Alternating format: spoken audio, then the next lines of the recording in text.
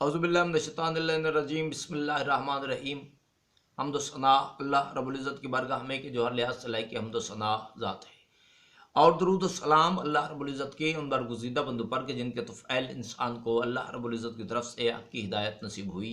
सबसे पहले तमाम सामीन को मेरी तरफ से अस्सलामु अलैकुम। मैं हूँ सागर नकवी और आप देख रहे हैं मेरे यूट्यूब चैनल। सामीन इकराम, वतन अजीज़ में सूरत हाल मुसलसल तब्दील हो रही है। हालात मुसलसल अजीब सिमत चल रहे हैं। तो इन हालात को लेके कुछ ताज़ा तरीन अपडेट्स हैं जो मैं आपके साथ शेयर करना चाहता हूँ। तो सबसे पहले आते हैं खान साहब के उस ट्वीट की तरफ कि जिसने पूरे मुल्क के निज़ाम को हिला के रख दिया। ये वही इमरान खान साहब हैं जिन्होंने लॉन्ग मार्च शुरू करने से पहले दावा किया था कि ये जो लॉन्ग मार्च है ना, ये पुरअमन रहेगा। जिन लोगों ने मेरे इस लॉन्ग मार्च के हवाले से गलत अफवाहें फैलाई हैं वो झूठे हैं। अगर मेरी पार्टी में से किसी ने इस लॉन्ग मार्च को खूनी मार्च कहा है तो वो गद्दार है मेरी पार्टी का। और अगर उनकी पार्टी में से किसी शख्स ने इस बात की निशानदेही पहले से कर दी थी तो उसे पार्टी से गद्दार कह के निकाल दिया गया। और वो आप जानते हैं कि वो कौन सी शख्सियत है, मुझे नाम बताने की ज़रूरत नहीं। तो जब लॉन्ग मार्च शुरू हुआ तब भी खान साहब ने यही दावा किया कि ये जो लॉन्ग मार्च है ना, ये पुरअमन रहेगा। तो जैसे ही लॉन्ग मार्च शुरू हुआ तो उसमें जो तकरीर शुरू की मेरे खान ने, उसमें जो इब्तदा की 2 से 3 लाइनें थी उनमें ही उन्होंने फिर पाक आर्मी के उन अफसरान को कि जिन्होंने लाइव प्रेस कॉन्फ्रेंस की थी, उन्हें ललकारते हुए अजीब अंदाज में, जो उनका रिवायती अंदाज है, तो उसी अंदाज में उन्होंने फिर बात की। और जैसे जैसे लॉन्ग मार्च आगे बढ़ता गया, दूसरा दिन तीसरा दिन, तो उनके लहजा में मजीद सख्ती आती गई। और हद ये हो गई कि आज चौथा दिन है। दूसरे दिन में उस शख्सियत जिसने इस लॉन्ग मार्च को खूनी मार्च कहा था, और वो पीटीआई के अंदर से ही थे, तो उनकी जो पेशीनगोई थी वो काफ़ी हद तक सच साबित उस वक्त हो गई थी कि जब अली अमीन गंडापुर साहब की वो ऑडियो लीक हो गई थी कि जिसमें वो बंदूकें और बंदे लाने का कह रहे थे पिंडी के नज़दीक किसी सोसाइटी में कि वहाँ इनको जमा करो।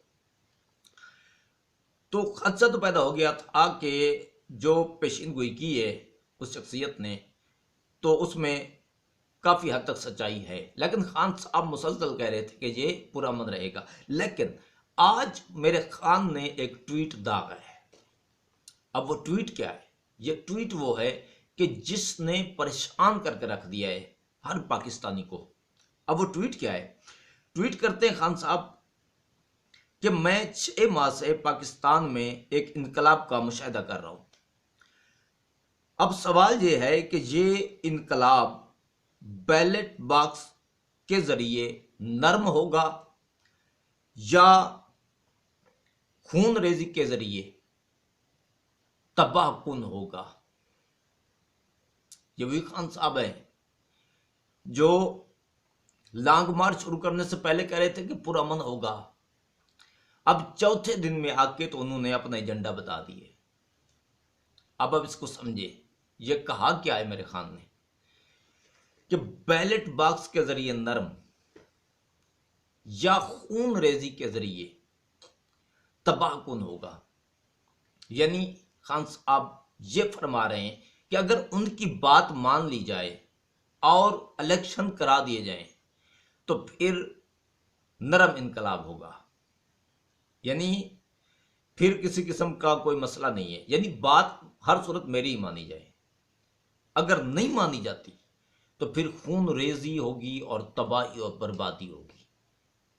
यानी हर सूरत खान साहब को इलेक्शन चाहिए, हर सूरत इमरान खान साहब को कुर्सी चाहिए, चाहे उसके लिए खून रेजी हो। अब इस खून रेजी और तबाही का जो लफ्ज़ इस्तेमाल किया मेरे खान ने, मैं सवाल करना चाहता हूँ अपने खान से, क्योंकि मैं भी तो पाकिस्तानी हूँ ना, हमारे लीडर है ना खान साहब, पाकिस्तानी अवाम के लीडर हैं, तो मैं उनसे सवाल करने का हक रखता हूँ। खान साहब, ये जो खून रेजी और तबाही के हवाले से आपने ट्वीट दागा है, اگر الیکشن نہیں ہوتے، بالفرض سامنے والے جو ہیں یعنی حکومت وہ ڈٹ جاتی ہے اور الیکشن نہیں ہوتے، تو یہ خون ریزی اور تباہی جو ہے، یہ اس میں کس کا خون بہے گا؟ اس خون ریزی میں آپ کی اولادوں کا تو نہیں ہو سکتا، کیونکہ وہ تو پاکستان میں ہے ہی نہیں. تو یہ کس کا خون بہے گا؟ میری عوام کا، میرے ہم وطنوں کا، میرے ان نادان دوستوں کا کہ جو آپ کو مسلسل گھیرے ہوئے ہیں. آپ ان کے خون کی بات کر رہے ہیں کہ اگر ان کا خون بھی بہانا پڑانا تو مسئلہ نہیں ہے، قتل عام ہو جائے گا، خون ریزی ہو جائے گی، لیکن الیکشن چاہیے مجھے. کیوں؟ آپ کی زبان سے نکل گیا ہے یہ کہ آپ نے الیکشن کرانے، تو اس کے لیے آپ اس قوم کے حوالے سے کسی قسم کی بھی قربانی دے سکتے ہیں. کیا یہ غلام ہے؟ آپ تو ان کو غلامی سے نکالنے کے لیے نکلے تھے نا. آپ کا دعویٰ تو تھا کہ آپ اس قوم کو غلام نہیں رہنے دیں گے. تو کیا اپنے الیکشن کی بھینٹ چڑھا دیں گے آپ معصوم لوگوں کو؟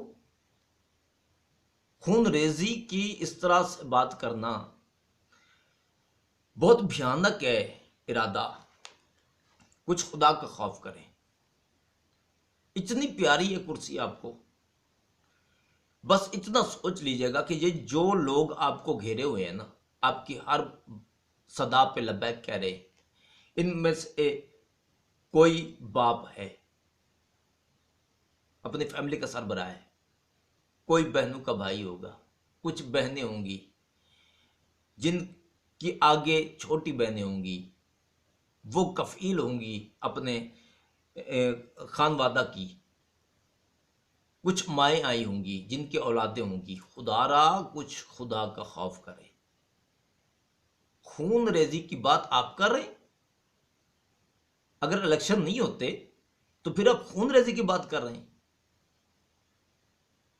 اور جب خون ریزی کی بات کر رہے ہیں تو اس کا مطلب ہے آپ کو یہ جو ارد گرد کے لوگ ہیں یہ قربانی کے بکرے نظر آ رہے ہیں. آپ ان کو قربانی کا بکرا سمجھ رہے ہیں.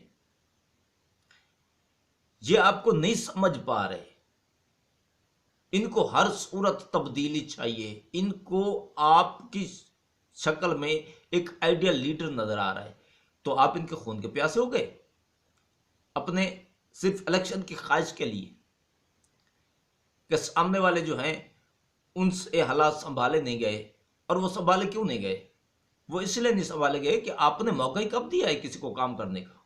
جیسے ہی آپ کرسی سے اترے وزیر اعظم کی، آپ مسلسل میدان میں آ گئے، مسلسل جلسے جلوس، یعنی ملک میں مسلسل افراتفری. تو بیرون ممالک سے جو معاہدے تھے وہ ممالک بھی نظر ثانی کرنے لگ گئے کہ مسلسل یہ جو کشیدگی ہے اس ملک میں، کسی ٹائم میں بھی خدا نخواستہ خانہ جنگی ہو جائے یا ملک کے حالات خراب ہو جائیں یا یہ ملک ڈیفالٹ کر جائے خدا نخواستہ، تو ہماری وہ انویسٹمنٹ کہاں جائے گی؟ تو باہر سے کسی ملک نے انویسٹمنٹ کی نہیں، صرف آپ کے جلسوں کی وجہ سے، صرف اس افراتفری کی وجہ سے کہ جو آپ نے مسلسل پھیلائی ہوئی تھی. تو آپ دیکھ چکے ہیں کہ ان سے کچھ ہوا نہیں. مہنگائی آسمان کو چھو رہی ہے. تو اس ٹائم میں عوام آپ کو بطور ہیرو لے رہی ہے. یہ وہی عوام ہے کہ جنہوں نے ان کو لبیک کہا تھا، ان کا خیر مقدم کیا تھا کہ آ جاؤ، اب یہ تبدیلی سرکار ہم سے برداشت نہیں ہوتی. اب سیاسی موت مرنے جا رہے تھے نا، اسی عوام نے ان کو ویلکم کہا تھا. تو آپ نے اترنے کے بعد وہ جو پہلا جملہ کہا تھا کہ اگر میں اپوزیشن میں چلا گیا تو میں زیادہ خطرناک ہو جاؤں گا. یعنی آپ کا یہ جو شیڈول تھا نا، آپ واقعی خطرناک ہوئے. لیکن کس کے لیے؟ پاکستان کے لیے، میرے وطن کے لیے. آپ نے جو افراتفری مسلسل پھیلائی، کاروبار تباہ ہو گئے، بیرون ملک سے انویسٹمنٹ آئی نہیں، حالات مسلسل کشیدہ رہے. جو برسر اقتدار آئے بھی تھے تو ان کو منہ کی کھانا پڑی. ظاہری بات ہے کہ جب باہر سے کوئی انویسٹمنٹ آئی نہیں، ملک میں پیسہ ہی نہ ہو، اور اوپر سے مسلسل افراتفری، تو اس طرح کی صورتحال تو بنے گی. تو اب آپ کو خون بھی چاہیے اپنے مذموم عزائم کی تکمیل کے لیے۔ ہو سکتا ہے میری باتیں میرے کسی بھائی کو، میری کسی بہن کو بری لگ رہی ہوں، کیونکہ ابھی آپ کو یہ شخص ہیرو نظر آ رہا ہے، لیکن اس ٹویٹ کے بعد اس شخص کی اصلیت کھل گئی ہے۔ یہ اپنی سوچ کو پورا کرنے کے لیے، یہ اپنی خواہشات کو پورا کرنے کے لیے میری قوم کو بلی چڑھا سکتا ہے، میرے پاکستانیوں کو بلی چڑھا سکتا ہے۔ تو خدا را جو احباب اس وقت لانگ مارچ میں شریک ہے نا، آپ اپنے ان خانوادوں پہ ذرا نگاہ کر لیں کہ آپ کتنے کے کفیل ہیں، کتنی ایسی جانیں ہیں کہ جو آپ پہ ڈیپینڈ کرتی ہیں۔ تو بس یہ سوچ لیں آپ کا خون اتنا سستا نہیں ہے۔ یہ سیاستدان ہیں، انہوں نے نہ تبدیلی لائی نہ یہ لائیں گے، نہ مد مقابل جو بیٹھے ہیں اس وقت برسر اقتدار لوگ ہیں، نہ وہ پارسا ہیں نہ یہ صاحب پارسا ہیں۔ عوام نے اسی طرح سے پسنا ہے غربت کی چکی میں، مسائل کی چکی میں۔ تو وہ تو پس رہے تھے، آپ ابھی تک پس رہے ہیں، پچھلے 4.5 سالوں میں بھی مسلسل پستے رہے۔ اب آپ کا خون مباح ہو رہا ہے سیاسی چال چلنے کے لیے۔ خدا را اس وطن کے امن کا خیال کریں، اپنے بچوں کا خیال کریں۔ اچھا جی، تو دوسرے نمبر پہ اس خان صاحب نے، عمران خان صاحب نے بیان دیا ہے آج، یہ بھی آج کا ہی بیان ہے ان کا، کہ اسٹیبلشمنٹ فوج کسی بھی ملک کی وہ عوام کے ساتھ ہوتی ہے، لیکن بقول عمران خان، لیکن پاکستان کی آرمی، ہماری فوج وہ چوروں کے ساتھ مل گئی۔ لہٰذا عمران خان صاحب نے کہا کہ یہ عوام اور ہم فوج کے ساتھ نہیں ہیں۔ یہ عوام کس عوام کی بات کریں؟ آپ تو نہیں ہے، یہ آپ کو بتانے کی ضرورت نہیں ہے خان جی کہ آپ فوج کے ساتھ نہیں ہیں۔ آپ اس فوج کے ساتھ نہیں ہیں، آپ کس فوج کے ساتھ ہیں؟ کلیجہ کریں نا، بتائیں تو صحیح۔ آپ پاکستان کے محافظین کے ساتھ نہیں ہیں، آپ کس کے ساتھ ہیں؟ یہ بتا دیں تو آسانی ہو جائے گی تھوڑا پہچاننے میں مزید۔ اور یہ عوام کا لفظ جو استعمال کیا کہ یہ عوام اور ہم فوج کے ساتھ نہیں ہیں، یہ عوام سے کیا مراد ہے؟ یہ جو آپ کے ارد گرد جمع ہے، یہ نادان دوست ہے، ان کو آپ عوام کہہ رہے ہیں۔ یہ کتنے ہوں گے بقول آپ کے جب آپ اسلام آباد میں داخل ہوں گے تو آپ کے ساتھ 15 لاکھ لوگ ہوں گے، یہ آپ کا دیا ہوا عدد ہے۔ یعنی اس ٹائم آپ کے پاس جتنے لوگ ہیں جو حکومتی اعداد و شمار بتا رہے ہیں، وہ بتا رہے ہیں جی 30 سے 40 ہزار، لیکن ابھی چلے 30 سے 40 ہزار نہ لیں، 4 لاکھ لے لیں، 5 لاکھ لے لیں۔ کیا پاکستان 4-5 لاکھ لوگوں کا ملک ہے؟ شاید آپ بھول رہے ہیں 22 کروڑ آبادی کا ملک ہے میرا وطن۔ یہ 4-5 لاکھ، یہ میں بڑھا کے عدد تاکہ آپ پریشان نہ ہوں، یہ میں بڑھا کے عدد پیش کر رہا ہوں۔ تو یہ 4-5 لاکھ لوگ یہ آرمی کے ساتھ نہیں ہوں گے تو آرمی کمزور پڑ جائے گی۔ کیا آپ کی عوام کمال ہے۔ دوسری طرف آ جائیں جناب، اسلام آباد کو کنٹینر سٹی بنا دیا گیا ہے۔ اسلام آباد کو اگر آپ اس وقت دیکھیں نا تو آپ ایک وقت کے لیے یہ سوچنے پہ مجبور ہو جائیں گے کہ آپ اسلام آباد میں ہیں یا کہیں گوادر تو نہیں آ گئے۔ یعنی گوادر پورٹ کا منظر پیش کر رہا ہے اس وقت ملک کا کیپٹل، کنٹینر سٹی بن چکا ہے۔ محتاط اندازے کے مطابق بتایا جا رہا ہے کہ تقریباً 4000 کنٹینرز وہ لگا دیے گئے ہیں اس وقت اسلام آباد میں۔ میں سوال جہاں صرف یہ رکھنا چاہتا ہوں کہ اتنے کنٹینرز وہ لانے کا کرایہ اور ان کو وہاں پہ ایڈجسٹ کرنے کا خرچہ، یہ اگر تھا اس گورنمنٹ کے پاس تو ابھی سیلاب گزرا ہے، صورتحال آپ کے سامنے ہے کہ کس طرح کے حالات تھے.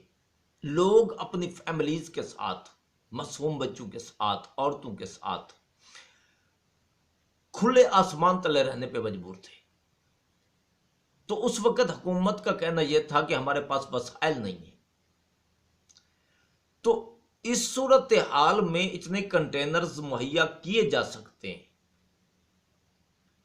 جب سیلاب زدگان کو ضرورت تھی تو ان کے سر پہ بھی اگر چھت بنا دی جاتی، یہ جو ابھی خرچ ہو رہا ہے اپنی حکومت بچانے کے لیے، تو یہی کچھ اگر خرچ کر کے ان اللہ راسیوں کے سر پہ چھت بنا دی جاتی، یا یہی کنٹینر ان لوگوں کو مہیا کر دیے جاتے، تو کتنی سہولت ہو جاتی. لیکن ایسا نہیں کیا گیا. جب حکومت خطرے میں آئی، اپنی کرسی خطرے میں آئی، تو اب کنٹینرز کا بھی بندوبست ہو گیا ہے اور ان کو لانے کا کرایہ، ان پہ اخراجات جتنے بھی آئے ہیں، جتنی بھی لاگت آئی ہے، وہ سارے پیسوں کا ارینجمنٹ بھی ہو گیا ہے. تو ثابت یہ ہوا کہ اس ملک کی عوام اہم نہیں ہے. صرف وہ 2-3 خاندان جو اس ملک پہ مسلط ہیں، اس ملک کے تمام تر وسائل جو ہیں وہ ان خاندانوں کے اس ملک پہ مسلط ہونے کے لیے، مسلط رکھنے کے لیے ہی خرچ ہوتے ہیں. انتہائی دکھ ہوا. یہ ہیں ہمارے لیڈران، یہ ہیں سیاستدان. عوام کا اتنا احساس ہے ان لوگوں کو. خدا اس وطن کی خیر کرے. اچھا جی، اس کے بعد آ جاتے ہیں جی، کریں گے اپنے بچوں کا سوچیں. اچھا، ارشد شریف صاحب، ان کی تصویر لگائی میرے خان نے. جتنے احباب اس وقت جان دینے کے لیے تیار ہیں نا میرے خان صاحب کے ساتھ، میرے خان پہ قربان ہونے کے لیے، جتنے بھی یہ قربانی کے بکرے ارد گرد جمع ہیں، یہ ایک وقت کے لیے سوچ لیں. ارشد شریف شہید کی تصویر تو لگا دی میرے خان نے ان کو قتل کو کیش کرنے کے لیے. اس کی فیملی کا کیا سوچا؟ اس کی فیملی کو کیا سپورٹ دی؟ اگر آپ بھی کل کو خدا نخواستہ خان کی بلی چڑھ جاتے ہیں، قربان ہو جاتے ہیں، سوچ لیں آپ کے خاندانوں کے ساتھ اس شخص نے کیا کرنا ہے. ہر کوئی اپنے خاندان کا خود کفیل ہے میرے بھائی. کچھ بہتر سوچیں، کچھ اچھی سوچیں. اچھا جی، جو صحافی شہید ہوئی ہیں خان کے کنٹینر سے گر کے، صدف نعیم، مالک ان کے درجات بلند فرمائے، ان کے خانوادہ سے دلی تعزیت. تو ان کے حوالے سے جو رپورٹس آ رہی ہیں وہ یہ آ رہی ہیں کہ انہیں دھکا دیا تھا کسی نے. ایک رپورٹ یہ بھی آ رہی ہے کہ کسی گارڈ نے دھکا دیا تھا، تو وہ گری اور کنٹینر ان کے اوپر سے گزر گیا. اب میں یہ نہیں کہہ رہا کہ خدا نخواستہ یہ قتل ہے یا ارادے قتل ہے، نہیں، یہ حادثہ ہے. اب یہ ہوا کیوں؟ ہوا اس لیے میرے بھائی کیونکہ اس کی ذمہ دار پی بی اے یعنی پاکستان براڈ کاسٹنگ ایسوسی ایشن، یہ میڈیا پرسن جو ہے نا، میڈیا مالکان جو ہے، یہ ان کا ایک فورم بنا ہوا ہے. تو اس سے میں اپیل کرنا چاہتا ہوں، خدا را جتنے بھی میڈیا ورکرز ہیں آپ کے، وہ انسان ہیں، انہیں انسان سمجھے. جس طرح آپ کو اپنے بچے پیارے ہیں نا، آپ کو اپنی فیملی پیاری ہے، ان لوگوں کو بھی اپنی فیملی اور بچے اتنے ہی پیارے ہیں. تو وہ اپنی جان خطرے میں ڈال کے آپ لوگوں کے لیے رپورٹنگ کرتے ہیں. تو اس واقعہ کے بعد آپ کچھ ایس او پیز وہ بنا لیں. اب یہ ہوا کیوں میرے بھائی؟ اس کی میں آپ کو وجوہات بتا دوں. یہ ہوا اس لیے کہ چینل کی دوڑ ہے، مقابلہ ہے. تو یہ جو اللہ راسی رپورٹرز کام کر رہے ہوتے ہو نا، जितने रिपोर्टर्स भी इस वक्त एक्टिव हैं, काम कर रहे हैं चैनल्स के लिए, तो इन पे दबाव होता है चैनल्स की तरफ से कि आपने हर सूरत मौके की खबर देनी है, इंटरव्यूज आपने हर सूरत लेने। तो अगर किसी चैनल का एक सहाफ़ी जाके अगर किसी का इंटरव्यू कर लेता है, मिसाल के तौर पे मैं आपको बताऊं, आपको यानी यूं आसानी से समझ आ जाएगी कि खान साहब का लॉन्ग मार्च जा रहा है। अब मीडिया के जितने मालिकान हैं उनकी तरफ से प्रेशर है सहाफ़ियों पे, एक्टिव से एक्टिव सहाफ़ी भेजे जा रहे हैं कि आप किसी तरह से एक खान के करीब जाएं, करीब की खबर लाएं, हो सके तो खान साहब का कोई इंटरव्यू करें, अब वो लाएं। अब वो सदफ नईम बेचारी, उसने कोशिश की, वो पहुंच गई कंटेनर पे, उसने जाके तो इंटरव्यू कर लिया खान साहब का। तो जैसे ही उसने इंटरव्यू किया है तो जितने बाकी चैनल्स के वर्कर थे ना, रिपोर्टर्स थे, तो उन पे प्रेशर बिल्ड हो गया कि उसने उस चैनल के चैनल 5 की उस लड़की ने, सदफ नईम ने जाके इंटरव्यू कर लिया है। आप क्या कर रहे हैं वहां पे? आपने अभी तक कोई रिपोर्ट क्यों नहीं दी? आप जाके इंटरव्यू करें। तो जैसी सदफ नईम गई ना इंटरव्यू करने के लिए, तो ऊपर से प्रेशर बिल्ड हुआ, तो वो जितने मीडिया पर्सन थे ना वो सारे दौड़े और उन्होंने पहुंचने की कोशिश की, क्योंकि नौकरी खतरे में पड़ गई थी, इसलिए उन्होंने अपनी जान खतरे में डाली कि चलें जी, अगर नहीं करते तो हो सकता है नौकरी से फारिग कर दिया जाए। तो जैसे ही वहां पर रश हुआ कंटेनर पे, तो सदफ नईम को एक गार्ड ने धक्का दिया। जाहिर बात है, इतनी हाई प्रोफाइल शख्सियत है इमरान खान साहब, तो जो उनके गार्ड्स हैं उनकी जिम्मेदारी है उनकी हिफाजत करना। तो ऐसे तो नहीं होगा कि बस रश ही बन जाए और वो किसी को कुछ ना कहें। तो किसी गार्ड ने उनको हटाने की कोशिश की। तो ये जो कंटेनर होता है ना, इस पर सपोर्ट नहीं होती, आर्ज से सपोर्टें होती, और जब ये चल रहा होता है तो मुसलसल हिचकोले खा रहा होता है। तो खान साहब का कंटेनर जो था वो मुसलसल चल रहा था, तो वैसे यह हिचकोले खा रहा था, हिल रहा था। तो वहां से जैसे गिरी हैं, तो इसका जो वजन होता है ना वो मनु में नहीं होता, ये इसका वजन टन्नू में होता है। तो वो टन्नू के हिसाब से जो वजनी कंटेनर था ना, वो उस 35 साल उस रिपोर्टर, 2 बच्चों की मां, वो कुचली गई। अपने उस चैनल के मालिक को खुश करने के लिए, प्रोड्यूसर को खुश करते करते वो अपनी जान से गुजर गई। और जिस तरह की सूरत हाल इस वक्त चल रही है चैनल्स की, पता नहीं ये पेमेंट भी कर रहे थे या नहीं कर रहे थे, यानी ऐसे मुश्किल हालात में भी ये लोग रिपोर्टिंग कर रहे हैं। तो खुदारा आप इन लोगों की कमाई खा रहे हैं। अगर इन लोगों ने बैकाट कर दिया ना तो आप सड़कों पे आ जाएंगे। इनकी कदर करें। ये मजलूम लोग हैं, अपने बच्चों की रोजी रोटी कमाने के लिए निकलते हैं। आप इस हद तक ब्लैकमेल करते हो इनको कि इनको अपनी जान तक से गुजरना पड़ता है, जान खतरे में डालनी पड़ती है आपको सिर्फ खबरें फराहम करने के लिए। तो कुछ खुदा का खौफ करें, यह भी इंसान ही है। तो वीडियो लंबी हो गई है काफ़ी, बातें कुछ और भी थीं, तफसीलात कुछ और भी थीं।